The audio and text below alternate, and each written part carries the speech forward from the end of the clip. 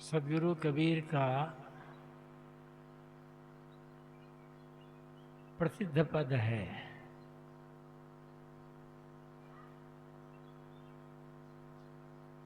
मन लागो मेरो यार फकीरी में।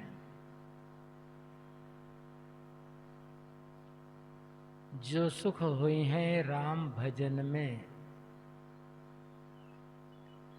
सो सुख नाहि अमीरी में। भली बुरी सबका सुन लीजिए, कर गुजरान गरीबी में।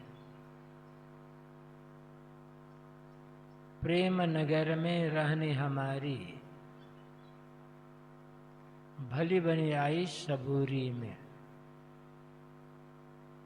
हाथ में कुंडी, बगल में सोटा, चारों दिशा जगीरी में।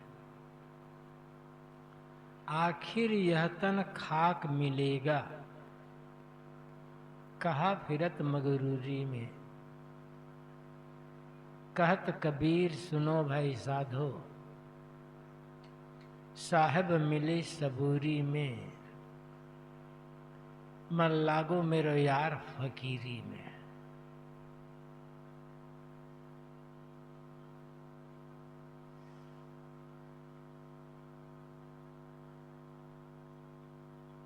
हर व्यक्ति को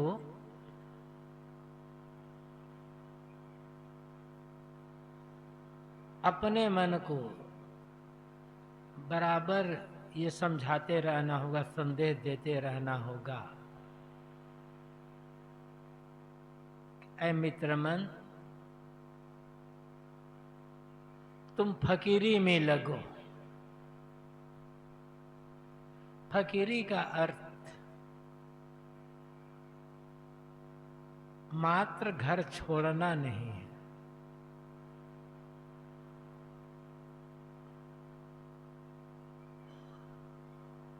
फकीरी का अर्थ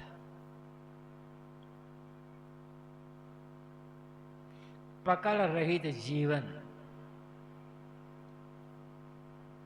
फकीरी का अर्थ सब तरफ से निश्चिंत निष्फिक्र मन वाला हो जाना। फीकर सभी को खा गई, फीकर सभी का पीर। फीकर की फंकी करे, ताका नाम फकीर। फीकर, फिक्र, चिंता। चिंता अपना बनाया रोग, जानबूझकर बनाया रोग। चिंता का मतलब है जानबूझकर अपने को दुखी करते रहना, अपने को दुख देते रहना। चिंता का मतलब है जानबूझकर अपने साथ दुश्मनी का व्यवहार करना। किसकी चिंता करते हैं और चिंता करने से लाभ क्या हुआ? चिंता करने से किसका क्या बना है?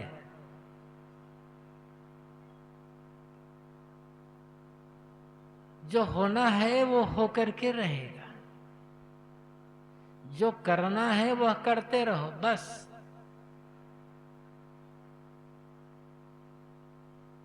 आगे क्या होगा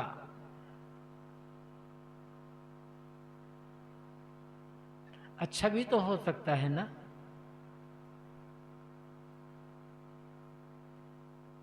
आगे क्या केवल बुरा बुरा ही होगा जिसके लिए अभी से दुखी हो रहे हो? चिंता का मतलब ही होता है ना हुआ दुख भोगना। और फकीरी का मतलब होता है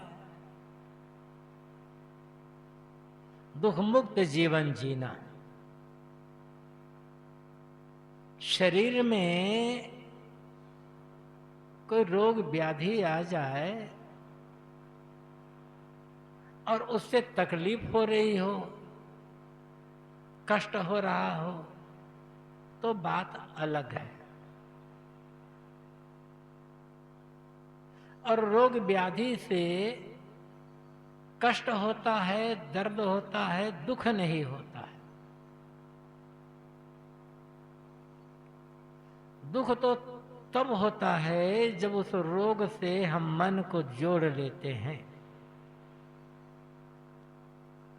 शरीर के रोग को शरीर में ही रहने दें, तो बड़ी सी बड़ी बीमारी आपको दर्द तो दे सकती, पीड़ा दे सकती, दुख नहीं दे सकती। बीमारियों से केवल दर्द होता है, दर्द कहो, पीड़ा कहो, कष्ट कहो, दुख नहीं होगा। दुख तभी होता है जब उससे मन को जोड़ लिया जाता है। बड़ी सी बड़ी घटना हो, जैसा प्रतिकूल से प्रतिकूल घटना मानते हैं, मन को ना जोड़ो, दुख नहीं होगा। लेकिन जोड़ने की आदत है, पकड़ने की आदत है।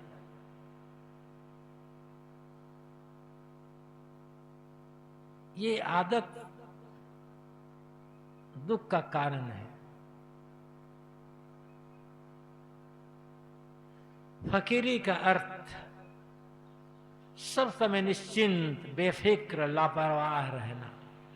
लापरवाही का मतलब ये नहीं है कर्तव्य से लापरवाही। ये लापरवाही तो जीवन को बर्बाद करेगी। जो हो रहा है सहज भाव से स्वीकार करना।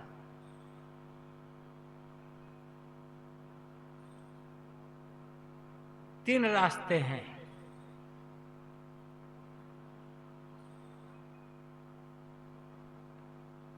जो घटना घट रही है या घटने वाली है, आप नहीं चाहते कि ऐसी घटना घटे। प्रिय का वियोग कोई चाहता नहीं है। हमारे परिवार में किसी की मौत हो, कौन चाहता है? शरीर में रोग आ जाए, कौन चाहता है? व्यापार में घाटा हो जाए, कौन चाहता है? और ऐसे तमाम बातें ले लें।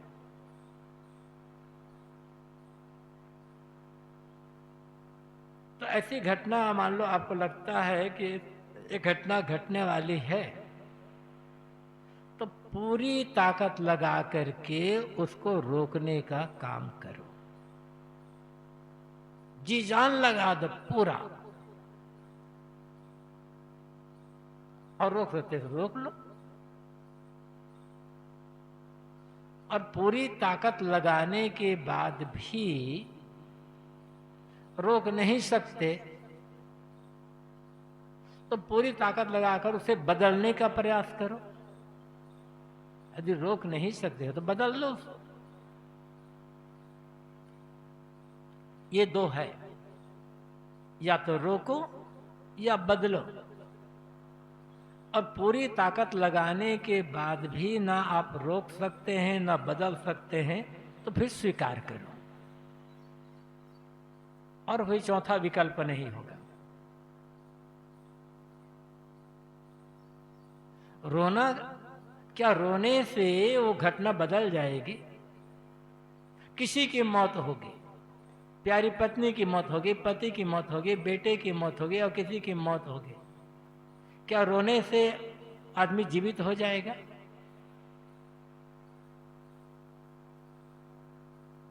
क्या उसके बदले आप खुद मरना चाहोगे? उसकी मृत्यु को तो रोक नहीं पाते। चलो वो जीवित हो जाए, उसके बदले हम मर जाए ताकि हमें तकलीफ ना हो, तो ये ढंग से कर लो। और दोनों नहीं हो सकता तो स्वीकार करो। बुढ़ापा किसी को पसंद नहीं है, लगा दो ताकत, पूरी तरह छोंक दो पूरी ताकत कि हम बूढ़े ना होने पाए।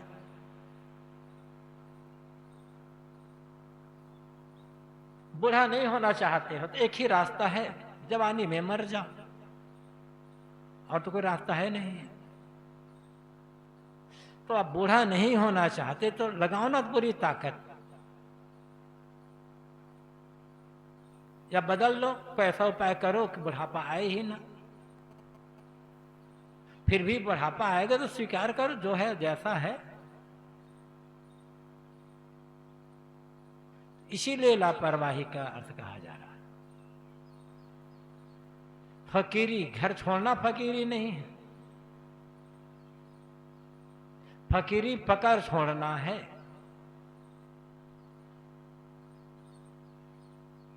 पकड़ मन से होती है। एक व्यक्ति घर छोड़ करके साधु हो गया। एक जंगल था छोटा सा, जंगल किनारे जाकर के एक कुटी बना लिया, और कुटी को खूब सजाया, बढ़िया। कहत से मांग करके कुछ ला करके उसको दे करके भगत लोग देते, उससे लेकर के कुटी को खूब सजाया। अब जो कोई आ जाए कुटी में कभी, तो कुटी की प्रशंसा, देखो मेरी कुटी कितनी सुंदर है, ये चीज मैंने ये लाया, वो चीज मैंने हाथ लाई। हर कोई कुटी उसी, जो आ जाए उसी कुटी की प्रशंसा किया करे। अब आगंतुक क्या कहे, सुन लिया करे। एक बार घूमते घामते एक वैराग्यवन संत का आगमन हुआ उनके यहाँ, स्वागत सत्कार किए, बैठे। फिर उसको महात्मा के सामने भी कुटी की प्रशंसा, देखिए महाराज जी मेरी कुटी कितनी सुंदर है, कितना बढ़िया मैंने सजाया, कितना मैंने साफ सुथरा रखा है, घूम फिर करके कुटी के बारे में। तो महात्मा ने कहा तुम घर तो छोड़े, पहले जब घर में थे, गृहस्थी में थे तो घर सजाते थे, अब साधु हो गए, अपने को साधु कहते हो, विरक्त कहते हो, अब कुटी सजाने लगे। साधना बैराग तो छूट गया, अब कुटी को पकड़ कर बैठ गया। कुटी की चिंता है कि इसके सजावट कम न होने पाए, बिगड़ने न पाए। फिर क्या मतलब हुआ घर छोड़ने का, क्या मतलब हुआ तुम्हारे बैराग करने का। अहंकार को ठेस लगी, चोट लगी, कुटी में आग लगा दिया। आप मुझे कहते हैं कि मैं रागी हूं, महाराज मैं रागी आगे नहीं हूं, मैं तो बैरागी हूं। कुटी में आग लगा दी। अब चले गए वो महात्मा के पीछे पीछे, और कहने लगे महाराज आपने कहते थे ना, देखो ना मैंने कुटी में आग लगा दी, लेकिन आपको मानना पड़ेगा कुटी बहुत सुंदर बनी हुई थी, आग लगाने वही पकड़ है। फिर मतलब क्या हुआ, कहां फकीरी है। जिसको छोड़ चुके हो उसकी चर्चा करना बंद। अनेक ऐसे साधु होते हैं, साधु तो हो गए, लेकिन समय बेसमय, समय समय पर चर्चा करे अपने घर की, हमारे घर में ये था, हमारे घर में वो था, हमारे घर में वो था। अरे तुम्हारा घर कहाँ रह गया जब छोड़ दिए तब। तुम्हारे माता पिता घर है, तुम्हारे भाई बंधु का घर है, तुम्हारे भतीजे के घर है, अब तुम्हारा घर कहाँ रह गया वो। लेकिन हमारे घर ऐसा, हमारे घर वैसा, हमारे घर में ये हो रहा है। कहाँ फकीरी है, कहाँ बैराग है। कपड़ा पहन लेने से कोई फकीरी नहीं हो जाती है। फकीरी पकड़ रहित मन, पकड़ दुख देती है, और जब पकड़ होगी तो चिंता होगी। निश्चिंत मन, जो होना होकर रहे, जो करना है करते रहो, फिर निश्चिंत।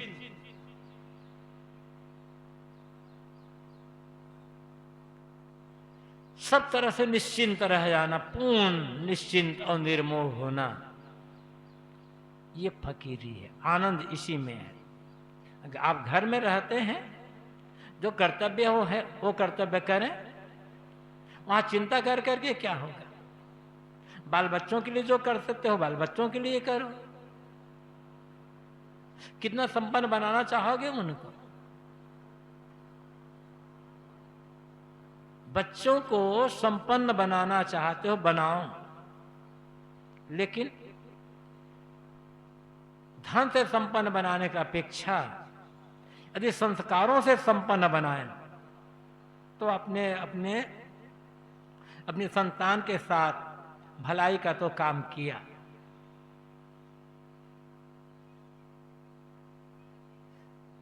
इसके विपरीत आपने अपने बाल बच्चों को संस्कारों से संपन्न नहीं बनाया, अच्छे संस्कार नहीं दिए,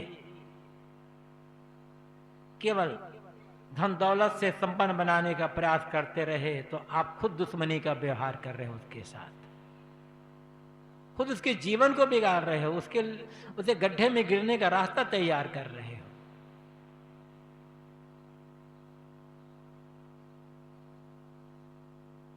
तो वहां भी चिंता की आवश्यकता नहीं है। चिंता ही करनी है ना, तो ये सोचो कि मेरे बच्चे संस्कारी कैसे बने, भले धनवान ना बन पाए, एक अच्छा इंसान बन करके कैसे जिए। इसकी सीख देते हो कभी? इसकी सीख दो, चिंता इसके लिए करो।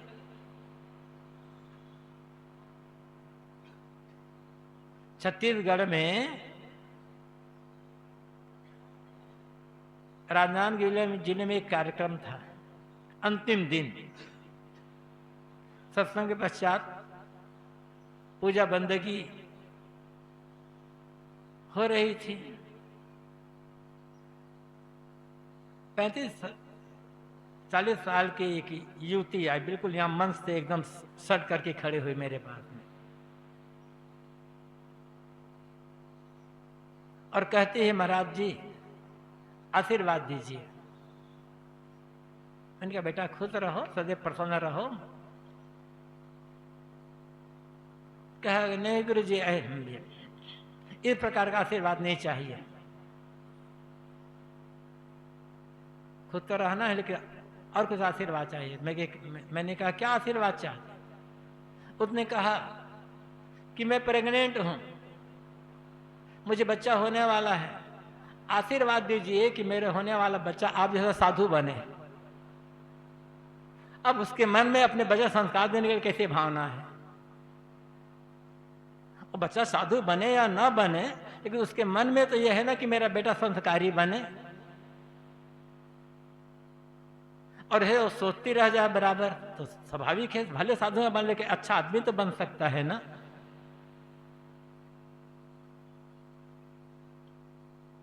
तो बाल बच्चे कितना संपन्न हो, कितने धन दौलत उनके पास हो, ये चिंता करने की आवश्यकता नहीं। उनके कर्म कमाई उनके साथ है, प्रारब्ध है, पुरुषार्थ है। चिंता ही करना है तो उनके वे संस्कारी बने, एक अच्छा मनुष्य बने, इसकी चिंता करो। बात यहां तो प्रसंग यह है, मन लागो मेरो यार फकीरी में। फकीरी में लगना सबको, फकीरी पकड़ रहित मन, किसी भी चीज को अपने मन पर हावी ना होने देना। चीजें हैं प्रयोग करो, लेकिन किसी भी चीज को अपने मन में हावी ना होने दो। चीज मिली प्रयोग कर लो, उसके बाद हटा दो मन से, उसके बारे में सोचना ही नहीं है।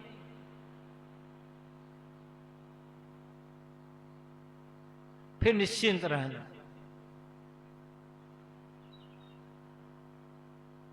जो सुख हुए हैं राम भजन में, सो सुख ना है अमीरी में। राम भजन में जो सुख है वो सुख अमीरी में नहीं है। अमीरी में आपको सुविधा मिलेगी, आराम मिलेगा, कीमती वस्तुएं मिलेगी, सुख नहीं मिलेगा। सुख राम भजन में है, और राम भजन का अर्थ है आत्म परिष्कार, आत्म परिष्करण, आत्मशोधन। निरंतर अपने आप को गढ़ते छिलते संवारते चले जाना, परिमार्जित करते चले जाना, और परमार्जित करते करते इतना परमार्जित कर लेना कि मन में, जीवन में कोई दोष, कोई विकार, कोई कुटेव न रहने पाए। पूर्ण मन शुद्ध मन हो जाना, ये राम भजन है। बाहरी अपने ढंग से सब लोग अपना अपना, कोई राम भजन करता, कोई रहम भजन करता, कोई और भजन करता है, लेकिन जो सबके लिए लागू होता है, इस आप राम भजन ना कर करके अल्लाह भजन, खुदा भजन कर सकते हो, ईसा भजन कर सकते हो, कबीर भजन, नानक भजन कर सकते हो, लेकिन सबका सार क्या है?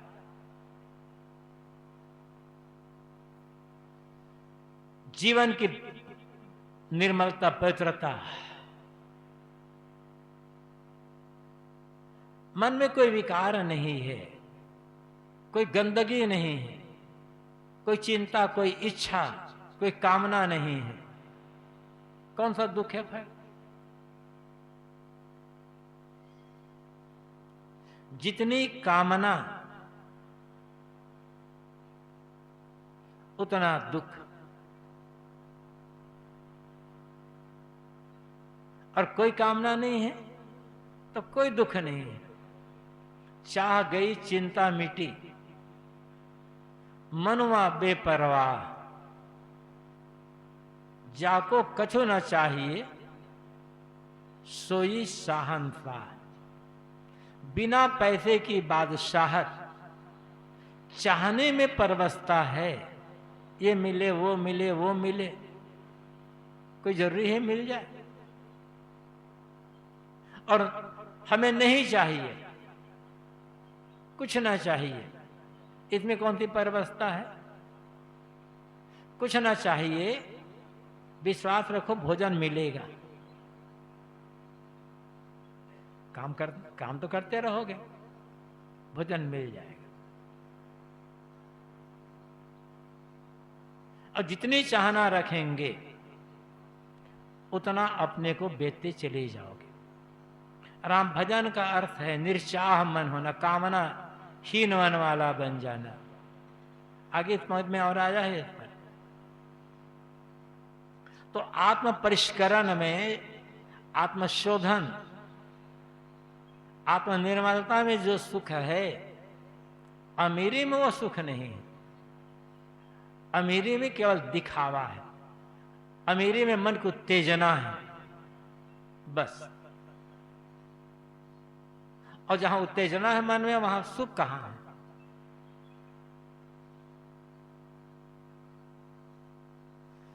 भले बुरी सबका सुन लीजिए, कर गुजरान गरीबी में। सबका भला बुरा सुन लो और शांत रह जाओ, ये फकीरी है। गाली दे उसके लिए धन्यवाद, प्रणाम करे, प्रशंसा करे, उसके लिए धन्यवाद। सबके लिए धन्यवाद, सबके लिए मंगल कामना।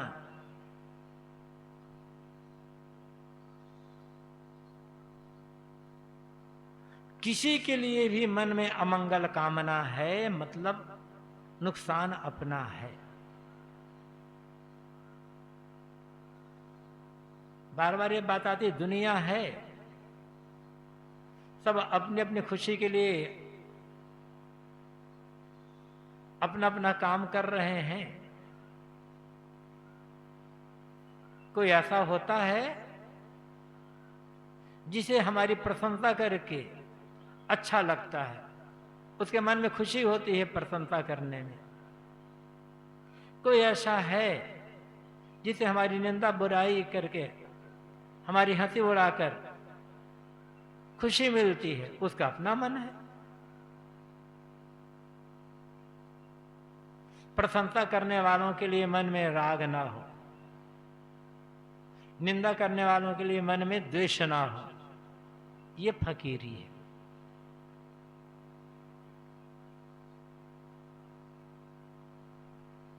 ऐसा साधना होगा मन को।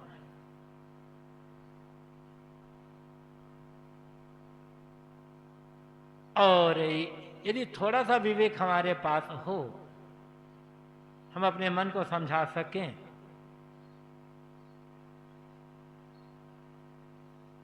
तो प्रशंसा सुन करके भूलने भटकने का अवसर रहता है, अहंकार आ जाता है। किसी अच्छे आदमी को, कोई बिरला हो पूर्ण जागृत, उसकी बात छोड़ दो, किसी आदमी के साथ मित्र बनकर दुश्मनी का व्यवहार करना है, तो एक ही रास्ता है, उस आदमी की झूठी प्रशंसा करते जाना। मित्र भी बने रहोगे और दुश्मनी भी, उस आदमी को जीवन गड्ढे में गिराने का काम भी करते रहोगे। क्योंकि प्रशंसा सुन करके आदमी सावधान न रहे तो अहंकार आता है और धीरे धीरे फिर वो अच्छा काम करना छोड़ देता है, फिर अहंकार पुष्टि के लिए करता है। प्रशंसा में तो भूलने भटकने का अवसर रहता। हाँ, कोई दूसरा आदमी अच्छा काम कर रहा है, सेवापरायण है, संतोषी है, सहनशील है या ईमानदार है, त्यागी है, जो बन सके उसकी प्रशंसा कर दो, लेकिन झूठी प्रशंसा नहीं, सही प्रशंसा। अपने लिए प्रशंसा ना चाहें। निंदा कोई कर रहा है तो सावधान कर रहा है। होता यह है कि हमने तो कोई गलती नहीं की, फिर भी हमारी निंदा क्यों कर रहा है। तो ये सोचना होगा, जब हमने कोई गलती नहीं की फिर हमारी निंदा हो रही है, यदि गलती करेंगे तो कितनी निंदा होगी। ये निंदा करने वाला तो हमें सावधान कर रहा है, हमारे कल्याण के लिए, हमारी भलाई के लिए हमें सावधान कर रहा है। उसे तो धन्यवाद देना है। तो भली बुरी सबका सुन लीजिए। साहब कहते हैं भला बुरा सुन लो सबका, और कोई रास्ता नहीं है। ये दुनिया है, जिसका जैसा मन। हाथी पहले की अपेक्षा अब कम हो गया है, लेकिन अभी भी देहातों में कभी कभी जो लोग हाथी पाले रहते हैं, हाथी लेकर गांव में आते हैं। हिंदुस्तान में लोगों के मन में भक्ति भावना बहुत ज्यादा है। लोग ये मानते हैं कि हाथी गणेश जी का प्रतीक है।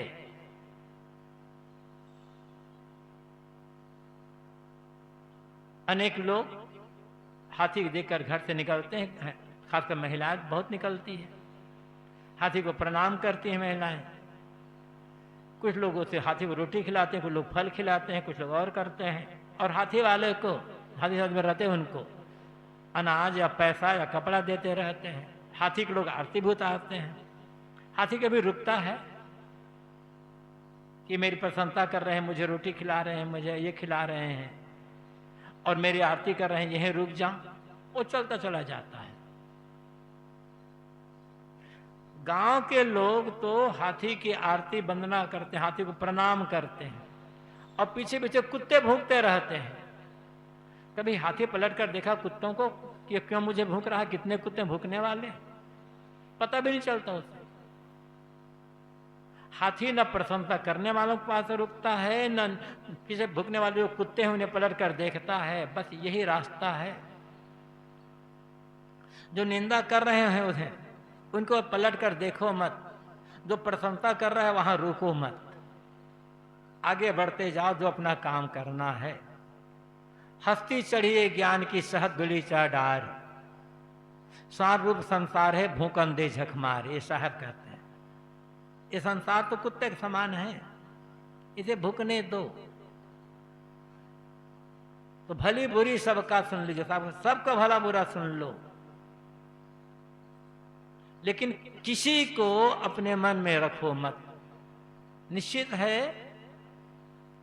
जहां अनुकूलता रहती है, अनुकूल लोग रहते हैं, वहां सेवा स्वाध्याय साधना का, लोक मंगल का काम अच्छा होता है, बढ़िया होता है, तो उसमें सरलता रहती है, सुविधा रहती है। और जहां प्रतिकूलता है, न वहां ठीक से सेवा बन सकती है, न संयम साधना का काम हो सकता है, न ध्यान भजन हो सकता है, कठिनाई आती है। लेकिन नहीं चाहने पर भी प्रतिकूलता मिलती है और चाहने पर भी अनुकूलता चली जाती है। एक समय ऐसा आता है, न अनुकूलता रह जाती है, न प्रतिकूलता रह जाती है, न निंदा करने वाले रह जाते हैं, न प्रशंसा करने वाले रह जाते हैं, मिल मिल करके सब छूटते चले जाते हैं। फिर क्यों उनके दिमाग में, क्यों उन सबको दिमाग में बना करके रखा जाए? साहब कहते हैं भली बुरी सबका सुन लीजिए, सबका भला बुरा सुन लो और अंदर से सबके लिए कल्याण कामना, सबके लिए धन्यवाद, ये सोचते रहें कि सबका भला हो, सबका मंगल हो, सब सुखी रहें। क्या बिगड़ेगा इसमें? अपना भला चाहते हैं, अपना मंगल चाहते हैं, तो सबका मंगल चाहना शुरू कर दें। सबका मंगल हो, सब हम हमेशा सोचते रहो सबका मंगल हो। उनका मंगल हो या ना हो, हमारा आपका मंगल हो जाएगा। कर गुजरान गरीबी में, साहब कहते हैं गरीबी में गुजर करो, या गरीबी में गुजर करने का अर्थ क्या है? फटे कपड़े पहनना, रूखा सूखा भोजन खा लेना, टूटी झोपड़ी में रहना, क्या गरीबी में रहना है? इसके लिए साहब नहीं कर रहे हैं। गरीबी का मतलब दिखावा रहित जीवन, गरीबी का मतलब थोड़े में गुजर करना, अपने लिए अधिक खर्च ना करना, रात दिन अपने स्वार्थ की चिंता ना करते रहना। रात दिन जितना अपने स्वार्थ चिंता करोगे उतने तो और दरिद्र बन जाओगे। दूसरे के स्वार्थ के बारे में भी सोचें, आपका स्वार्थ पूरा हो जाएगा। और दूसरे स्वार्थ को पूरा के बारे में सोचने वाले को कभी कमी नहीं होती। मिथ्या भ्रम रहता है, हम दूसरे के बारे में सोचेंगे तो हमें तकलीफ हो जाएगी। तो गरीबी अपने लिए कम से कम वस्तुओं में गुजर करने की भावना, दिखावा रहित, तड़क भड़क रहित जीवन व्यतीत करना, एक गरीबी है। गुरुदेव जी कहा करते थे ऐच्छिक गरीबी, सब कुछ है फिर भी थोड़े में निर्वाह, जो बचेगा लोगों सेवा में लग जाएगा। साहब ने कई बार ऐसे कहा है, दिन गरीबी बंदगी समता से स्वभाव, दया गरीबी बंदगी भी आ जाते हैं। दया है दूसरों मन में, दूसरों के लिए दया रखो, बंदगी सेवा करो। गरीबी सादा जीवन, गरीबी हम कह सकते हैं सादा जीवन, उच्च विचार वाले, सादा जीवन, सात्विक जीवन। इसमें जो आनंद है दिखावा में आनंद नहीं है। खाने ही बैठे ऐसा भोजन, ऐसा ये मिर्च मसाला, ऐसी चटनी, ऐसी मिठाई मीन मेख निकाल रहे हो, क्या फायदा है? जो शरीर की प्रकृति के अनुकूल हो, जो मिल जाए खा लो, उसमें संतोष रखो। खा भी रहे हो और मन ही मन गुस्सा भी कर रहे हो। खाया हुआ भोजन बढ़िया पचेगा नहीं, पानी बन जाएगा। मन तो खराब हो ही रहा, शरीर भी खराब हो जाएगा।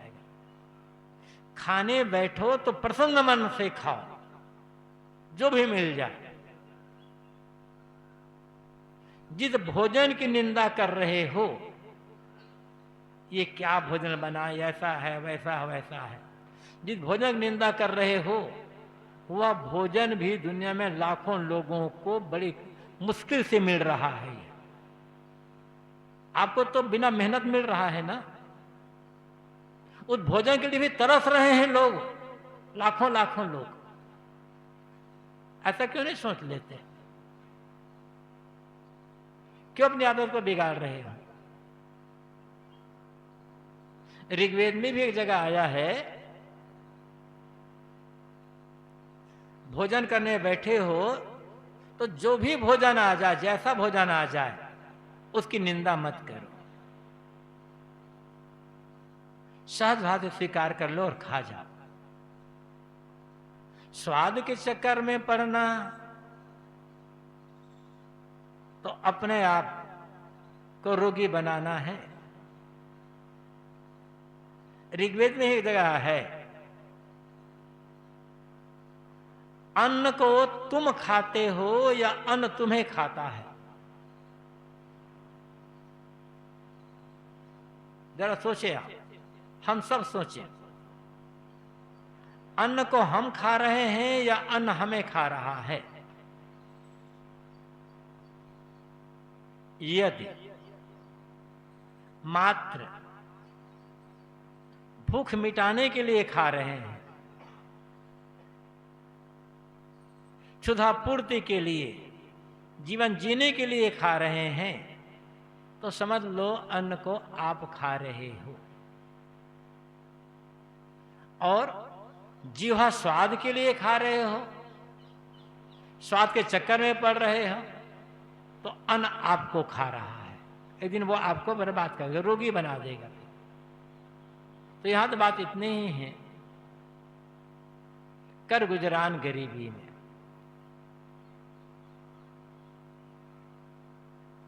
कम से कम वस्तुओं में गुजर करना, सादा जीवन, सरल जीवन, दिखावा रहित जीवन। जब जो मिल जाए उसमें संतुष्ट रहना, अधिक अधिक चाहना का त्याग कर देना, ये गरीबी में जीना होगा। प्रेम नगर में रहनी हमारी, भली बनी आई सबूरी में। सदगुरु कबीर कहते हैं अब हमारा रहना प्रेम नगर में हो रहा है। ये प्रेम नगर कहाँ है? किसी मोहल्ले का नाम प्रेम नगर रख दो, या आप जिस मकान में रहते हो उस मकान का नाम प्रेम कुटीर रख दो, तो वो प्रेम नगर में या प्रेम कुटीर में रहना नहीं है। मकान का नाम है प्रेम कुटीर, और बिना गाड़ी लेकर बात नहीं करते, हमेशा मन में क्रोध भरा हुआ, तो मकान में प्रेम कुटीर रखने से क्या होगा? मन प्रेम नगर रहने मतलब सारी कटुता, कठोरता, क्रूरता, दुर्व्यवहार, कटुवाणी का त्याग हो गया। सरलता है मन में, विनम्रता है, कोमलता है, व्यवहार में कोमलता है, वाणी में कोमलता है, मन में कोमलता है। कहीं किसी के लिए द्वेष नहीं है, बैर नहीं है। बस ये प्रेम नगर में रहना है।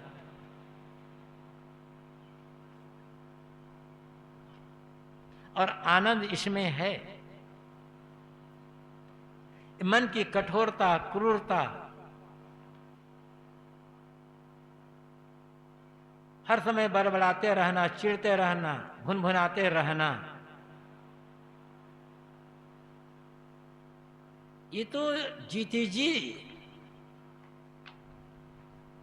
नरक बनाना है अपने लिए, दूसरों को दुखी करना है ही।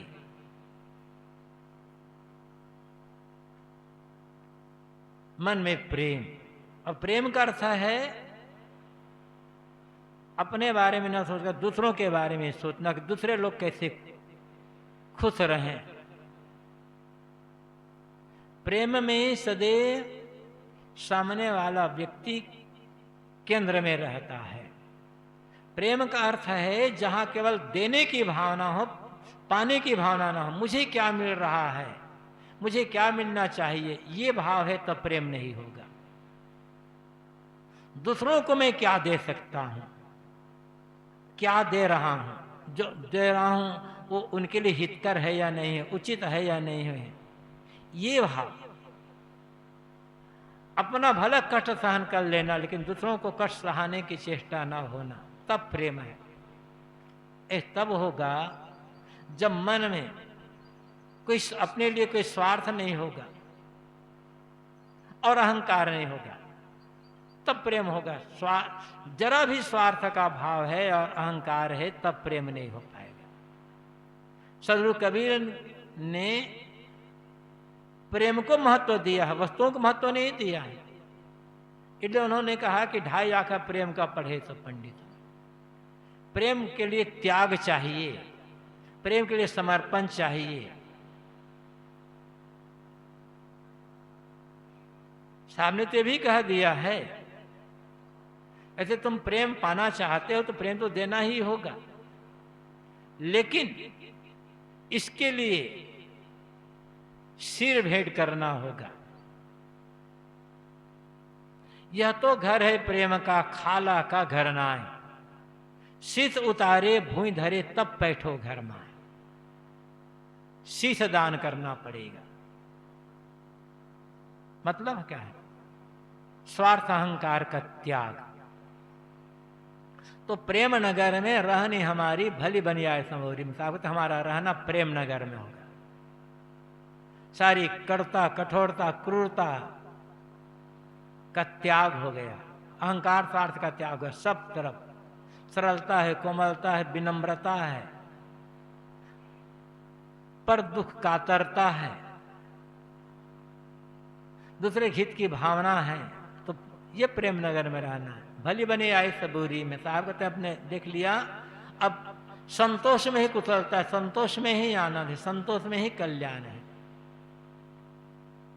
प्राप्त समय शक्ति योग्यता अनुसार से काम करते रहो, जो मिले उसमें संतोष रखो। संतोषी सदा सुखी कहा जाता है, ये केवल कहावत नहीं है, अनुभव सिद्ध वाणी है। कोई भी ऐसा करके देख सकता है। असंतोष तो न हुआ दुख भोगना है, अपने जी को जलाना है। हाथ में कुंडी, बगल में सोटा, चारों दिशा जगीरी में। हाथ में कुंडी है, भिक्षा पात्र, बगल में सोटा है, बस ये संपत्ति है। हाथ में भिक्षा पात्र और बगल में सोटा। फिर तो हम जहां जाते हैं, जिधर देखते हैं, चारों तरफ हमारी जागीर है, अपना ही राज्य है। कुछ छीन जाएगा, कुछ चुरा जाएगा, कुछ खो जाएगा, ये चिंता ही नहीं है ना।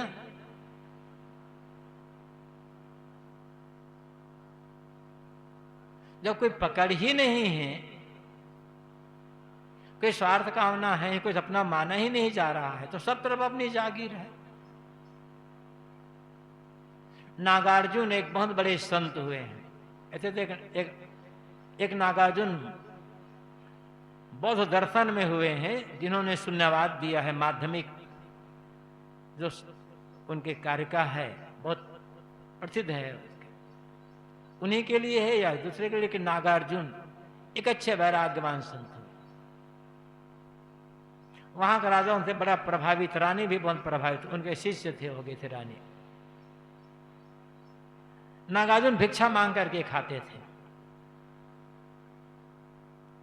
एक दिन रानी ने सोचा कि अपने गुरु को मैं राजमहल में आमंत्रित करूं और अपने हाथों से भोजन करवाऊं। तो नागार्जुन को निमंत्रण दिया। नागार्जुन कहे ठीक है।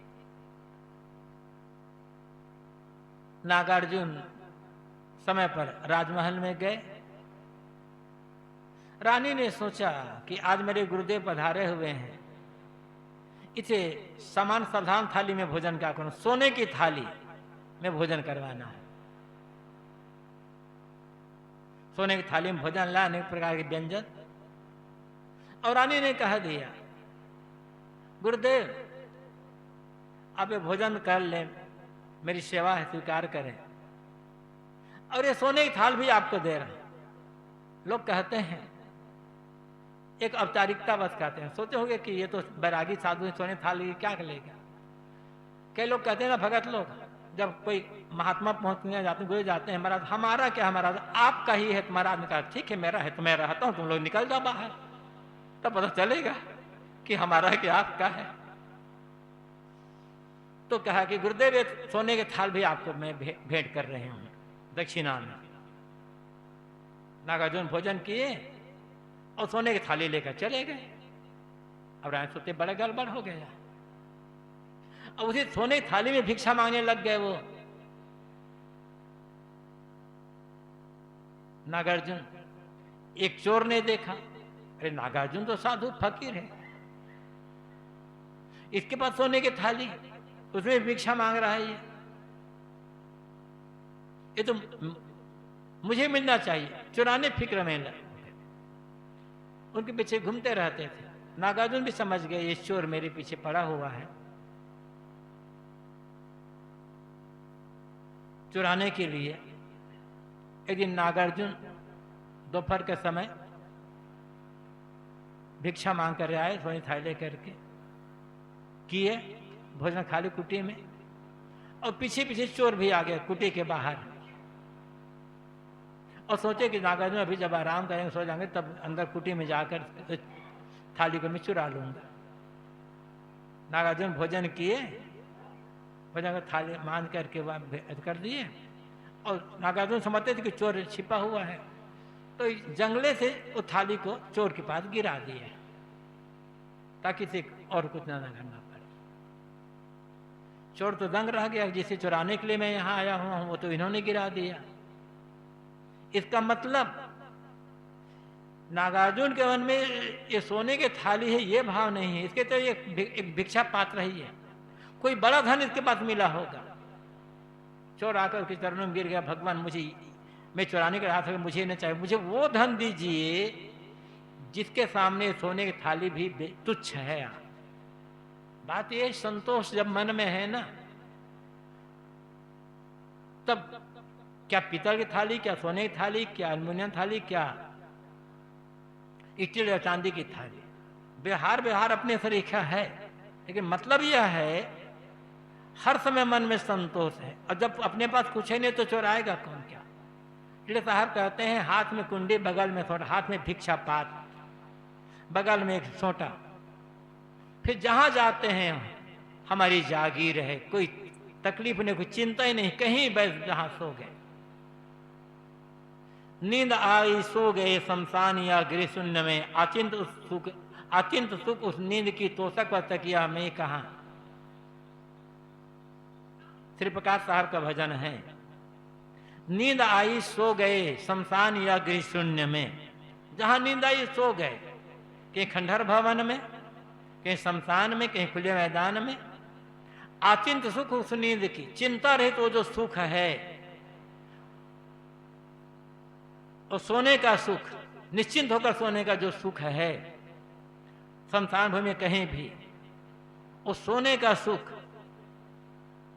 भव्य भवन में तोषक तकिया में कहाँ है, जहां चिंता लगी हुई है। चिंता रहित आप हैं तो आप हर तरफ आपकी जागीर है, और चिंता है तो राजमहल में भी आप दरिद्र बने हुए हो, बंधन में पड़े हुए हैं हर समय। और किसके लिए चिंता, आखिर यह तन खाक मिलेगा, कहा फिर तुम गुरूरी में। आजकल में शरीर मिट्टी में मिलने वाला है, किसके अहंकार में घूम रहे हो। सोच लें कि मेरा क्या है, मेरा तो कुछ भी नहीं है, ये शरीर भी मेरा नहीं है। आजकल में ये शरीर भी छूट जाने वाला है, फिर शरीर के रूप का, शरीर के बल का, शरीर के सौंदर्य का, शरीर की जवानी का क्या अहंकार करते हैं। सुंदर से सुंदर, बलवान से बलवान शरीर को मिट्टी में मिलने में देर नहीं लगती है। शरीर है, सेवा और साधना करके इसका सदुपयोग कर लें बस, अन्यथा मिट्टी का ढेला तो मिट्टी में मिलने वाला है, इसका क्या अहंकार करना है। कहत कबीर सुनो भाई साधो, साहेब मिले सबूरी में। सदुर कबीर कहते हैं, हे भाई संतो सुनो, साहेब परमात्मा, सुख, मोक्ष, आनंद, शांति सबूरी में मिलने वाले हैं सब। अब उसे मोक्ष कहो, परम आनंद कहो, परम शांति कहो, आत्मसिद्धि कहो, आत्म साक्षात्कार कहो, ब्रह्म साक्षात्कार कहो, ईश्वर साक्षात कहो, निर्वाण कहो, कैवल्य कहो, परमात्मा का मिलन कहो, सब इस शब्द हैं। बाहर कुछ मिलने वाले नहीं हैं। सब प्रकार से मन पूर्ण संतुष्ट हो गया, आत्मबोध है, मन निर्मल है और पूर्ण संतुष्ट, पूर्ण आत्मतृप्ति है। फिर और क्या चाहिए। यस्तु आत्मरतिरे स्यादात्म तृप्तश्च मानव आत्मन्ये च संतुष्ट सत कार्य न विद्यते। गीता में कहा गया है, यस्तु आत्मरतिरे, जो व्यक्ति आत्मरत है, आत्मलीन है, आत्मतृप्त है और आत्मसंतुष्ट है, तस् कार्य में विद्यते, अब उसके लिए कोई काम बाकी नहीं रह गया है। जीवन की सर्वोच्च उपलब्धि है यह, आध्यात्मिक दृष्टि से देखने पर। और इस उपलब्धि के बिना संसार की सारी उपलब्धि केवल तृण के समान है, कहना चाहिए, तृण बराबर भी नहीं है। बाहरी संपत्ति का अपना मूल्य है अपनी जगह पर, लेकिन जीवन की परम ऊंचाई क्या है। मन का आत्मरत, आत्मलीन होना, आत्मतृप्त होना और आत्मसंतुष्ट रहना, ये जीवन की परम ऊंचाई है। और यही साहब का मिलना है, ये परमात्मा का मिलना है, ये आत्मा का मिलना है, ये निर्वाण कैवल्य का मिलना है जीते जी। साहब इसके लिए साहब कहते हैं, मन लागो मेरो यार फकीरी में। फकीरी में लगना होगा, कहीं पकड़ ना हो मन में, अमुक चीज मेरी है ये भावना ना हो, और मन में कोई चिंता ना हो, निश्चिंत मन कहना चाहिए, निर्भय मन, संतुष्ट मन, शांत मन, तृप्त मन, पकड़ रहित मन, ये फकीरी है। सच्चा आनंद इसी फकीरी में है। आप चाहे घर में रहें, चाहे मठ में रहें, जो कर्तव्य है स्वाभाविक रूप से कर्तव्य का पालन करते रहें, लेकिन सबसे अपने मन को ऊपर उठा करके रहें, तो घर में रहते भी आप फकीर हो सकते हैं। बिना फकीरी कि जीवन का आनंद नहीं मिलने वाला, बिना फकीरी के दुख मिटने वाला नहीं है। इसलिए हर आदमी को अपने अपने ढंग से उस फकीरी को जीवन में साधना होगा। हर आदमी को अपने अपने ढंग से फकीर बनना होगा।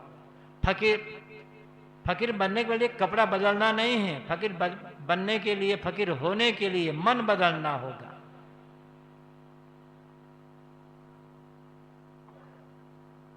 मन को अंतर्मुख करके आत्मतृप्त होना होगा। सच्चा सुख इसी में है। समय पूरा होने जा रहा है, लेकिन 5-7 मिनट सब लोग शांत होकर के बैठे, उस फकीरी को साधना है। सब कुछ छोड़ दिए तो आप फकीर है ना, कुछ पकड़ मन में नहीं है तो आप फकीर हैं। पकड़ने में कला है, पकड़ने में बंधन है, और जितना भी पकड़ेंगे एक दिन सारी पकड़ छूट जाना है। इसलिए छोड़ने के पहले छोड़ दीजिए अहंता, ममता, मैं मेरी की भावना। मैं मेरी की भावना छोड़ देना ही फकीरी है। अहंता ममता का त्याग करना ही फकीरी है।